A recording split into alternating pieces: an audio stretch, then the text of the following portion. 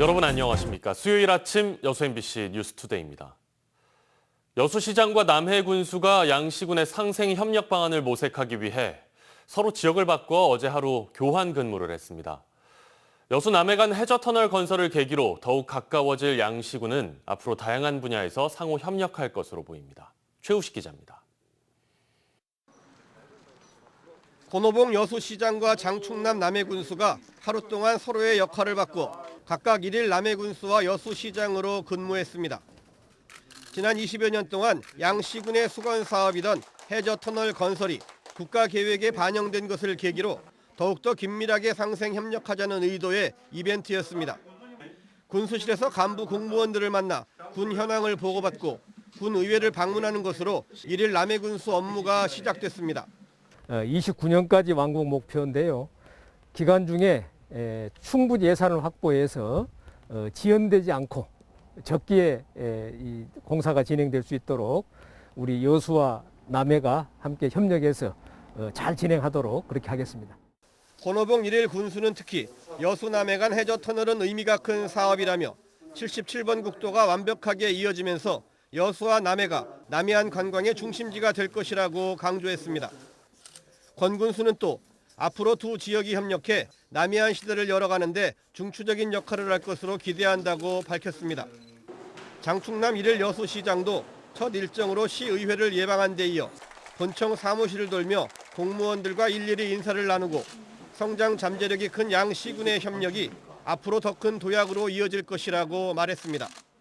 또 이제 해저터널로 인해서 여수 남해가 하나의 그 생활권, 하나의 지역으로 묶인다면은 남해 여수, 여수 남해를 앞으로 대한민국의 생태 환경 수도로.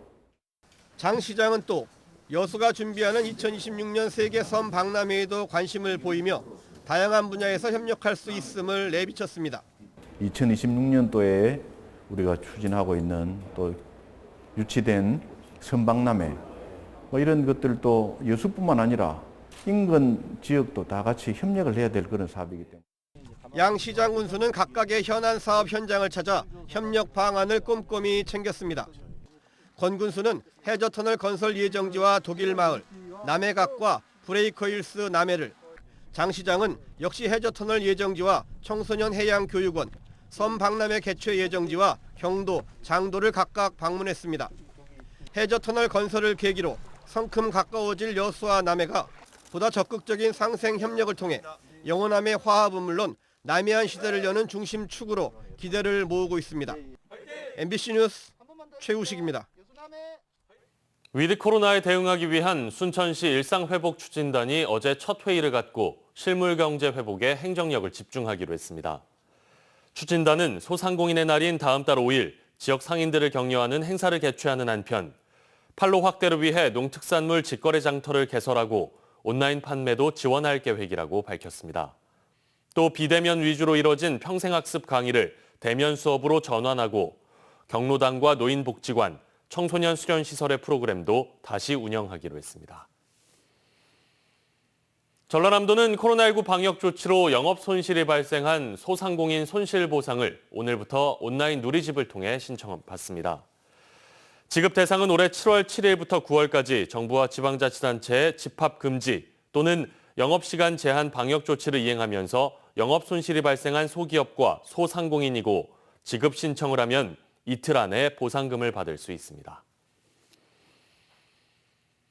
건물을 짓는 건설 공사가 시작되면 공사장 주변에서는 피해가 발생하는 경우가 많습니다. 벽이나 바닥에 금이 가고 소음과 먼지에 시달리는 건데요. 제대로 된 피해 보상을 받는 건 하늘의 별 따기만큼이나 어렵다고 합니다. 조희원 기자의 보도입니다. 여수시 광무동의 한 주택. 집으로 들어서는 계단이 쩍 갈라졌습니다. 대문도 크게 기울어 가만히 있어도 저절로 문이 열리고 안방 벽에도 균열이 생겼습니다. 집 바로 뒤 30m도 안 되는 거리에서 아파트 공사가 진행되면서 생긴 일입니다. 공사가 시작되면서 보시는 것처럼 이렇게 벽에 금이 가기 시작했는데 손가락이 들어갈 정도로 넓습니다. 최근에는 수도세가 너무 많이 나와 확인해 보니 상수도관이 파열돼 있기도 했습니다.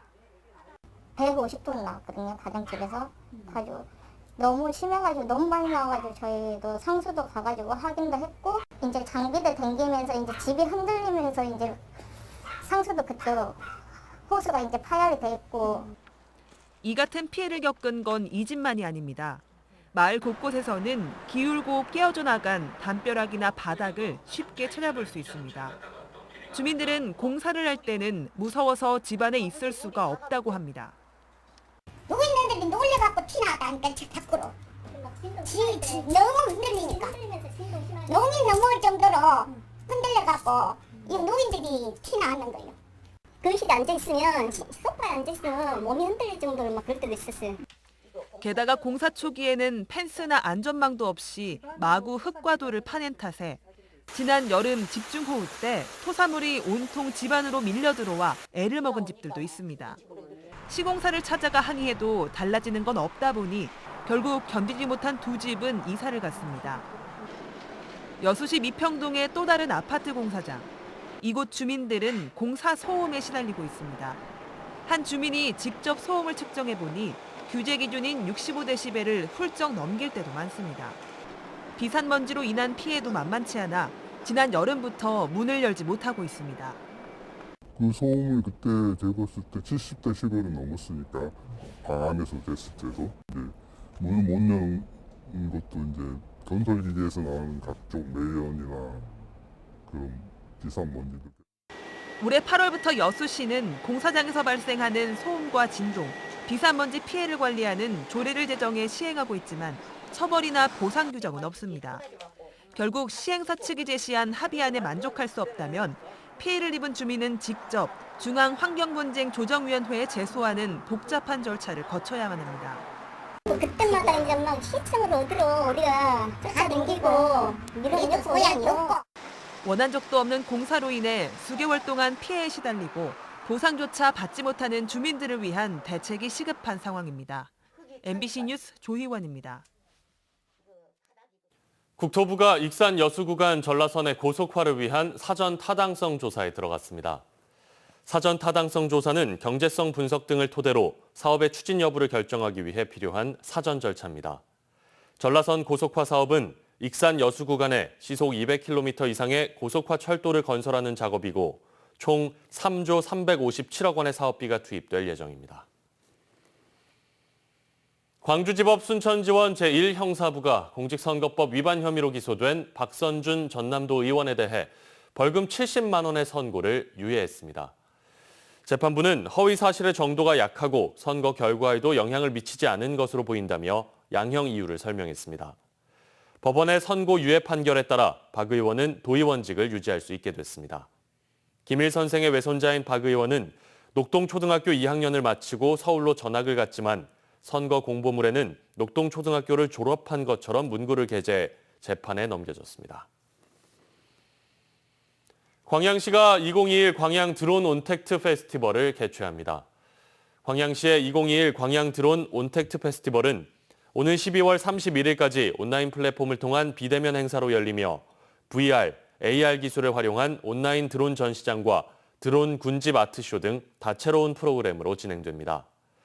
광양시는 이번 행사가 VR, AR 기술을 활용한 비대면 행사의 기반을 조성하고 시민들의 코로나 블루 완화와 드론 활용 활성화를 도모하는 데 도움이 될 수 있을 것으로 기대하고 있습니다. 광주 5개 자치구의 마을버스가 만성 적자에 코로나19까지 겹치며 다음 달부터 휴업에 들어갈 걸로 보입니다. 시민들의 불편이 예상됩니다. 우종훈 기자입니다. 광주 평동산단과 광산구 일대를 도는 마을버스. 차고지를 떠난 지 20여 분 만에야 첫 승객이 탑승합니다. 승객 수 감소로 만성 적자에 시달리던 마을버스 운수 회사들은 코로나19까지 겹치면서 전년도보다 30% 매출이 하락했습니다. 제가 얼굴 받기도 부끄러울 정도예요. 네, 그렇게 어려워요. 손님이 너무 없다 보니까. 적자 폭이 커지면서 광주 마을버스 회사 5곳은 다음 달부터 길게는 내년 3월까지 자치구에 휴업을 신청했습니다. 민영제로 운영되는 운수회사의 휴업으로 광주 북구와 남구, 서구와 광산구 8개 노선을 도는 마을버스 50대의 운행이 중단됩니다. 마을버스 운수회사들은 지난해 발생한 적자만 17억여 원에 이른다며 지자체의 도움 없이는 운행을 할 수 없는 상황이라고 말합니다. 광주 시민 전체를 수송하는 버스 아닙니까? 전국에서 다 지원을 해주는데 유독히 광주시만 지원을 안 해요. 출퇴근하거나 병원을 이용할 때 마을버스로만 이동할 수 있는 시민들의 걱정은 큽니다. 다니려면 당장 걱정이 되지. 택시를 탄다든지 그러면 단차 타고 된다든지 늙은 것 같고. 광주시는 마을버스 지원 근거를 마련하기 위해 손실액을 계산하는 용역을 진행 중이지만 내년 3월에야 끝날 전망이어서 당분간 불편은 계속될 수밖에 없습니다.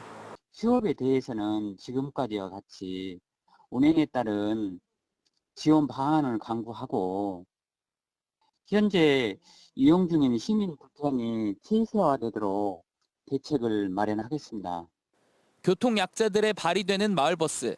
적자 해소를 위한 지원 대책이 없어 마을버스 업계들은 폐업의 기로에 놓였습니다. MBC 뉴스 우종훈입니다. 임대아파트의 분양 전환과 부실 시공 분쟁의 개선 방안 마련을 위한 토론회가 열렸습니다. 여수시 의회는 어제 의회 소회의실에서 웅천 부영아파트 분양 전환 과정에서 불거진 고가 분양 전환과 부실 시공 민원을 주제로 시와 시민단체, 임대아파트 입주민 등이 참여하는 토론회 장을 마련했습니다. 이번 토론회를 주최한 여수시의회 주종섭 의원은 최근 웅천 부영아파트의 고가 분양과 부실 시공 민원이 아무런 대책도 없이 반복되고 있다며 이에 대한 해결 방안을 모색하고 바람직한 공동체 상생 방안을 찾자고 주장했습니다. 순천의 신도시민 신대지구에 시립도서관 건립공사가 시작됐습니다. 국비 72억 원을 포함해 사업비 180억 원이 투입되는 신대도서관은 지하 1층, 지상 2층 규모로 건립되고 일반 자료실과 함께 소규모 극장과 강당 등을 갖추고 내년 12월 문을 열 예정입니다. 순천시는 도심 속 자연을 컨셉으로 신대도서관을 복합문화공간으로 조성할 계획이라고 설명했습니다. 민주당의 이형석 의원이 국회 행정안전위원회 종합감사에서 윤석열 후보의 광주 방문에 대비해 경호 대책을 세우라고 경찰청장에게 촉구했습니다.